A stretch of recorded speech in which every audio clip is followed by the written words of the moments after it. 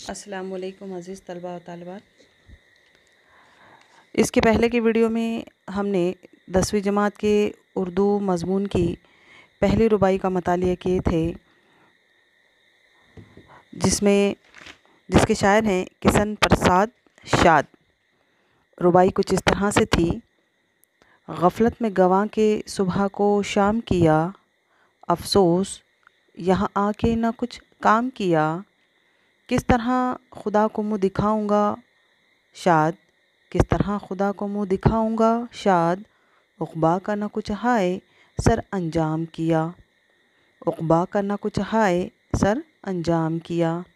تو عزیز طلبہ، اس رباعی میں شاعر نے زندگی کے شب و روز کو یوں ہی گزار دینے پر تنبیہ کی ہے، اور انسان کس طرح سے غفلت سے کام لیتا ہے اور وقت جانے کے بعد اسے اس چیز کا کتنا احساس ہوتا ہے کہ جو وقت اس کے پاس تھا اس کا وہ صحیح استعمال نہیں کر سکا ہے۔ تو اسی بات کی عکاسی شاعر نے اس رباعی میں کی ہے۔ شاعر کہتا ہے کہ اس نے زندگی کے شب و روز کو یوں گزار دیا، حالات سے غافل رہا اور کام کرنے کے معاملے میں ٹال مٹول کرتا رہا۔ اس طرح سے اس کا وقت، زندگی کا قیمتی وقت برباد ہوتا رہا، ختم ہوتا رہا۔ آخر کو اسے اپنی اس غفلت و تساہلی کا شدید احساس ہوا۔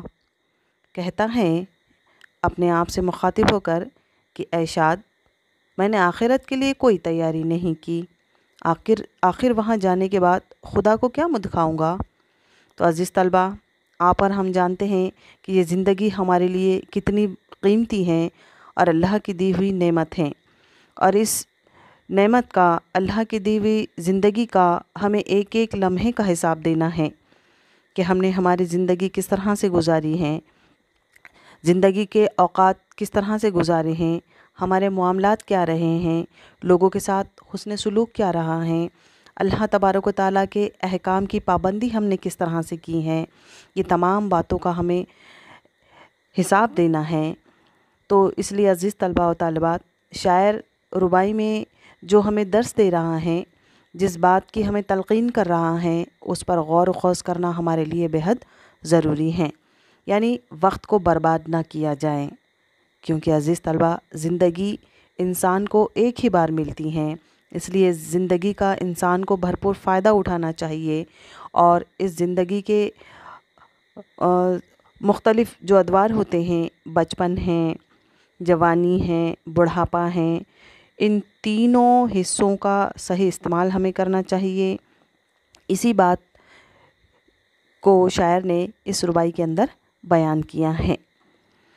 اس رباعی کے ذریعے شاعر نے زندگی کو غفلت میں نہیں گزارنے کی نصیحت کی ہے، اور اسی کے ساتھ فکر آخرت اور خدا کے آگے جواب دہی کے احساس کو بھی پیش کیا ہے۔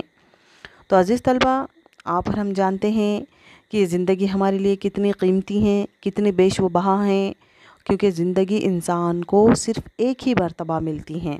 اس لیے انسان کو چاہیے کہ اپنے زندگی کے قیمتی وقت کا صحیح استعمال کریں اور اللہ کے احکامات کو بجا لائیں۔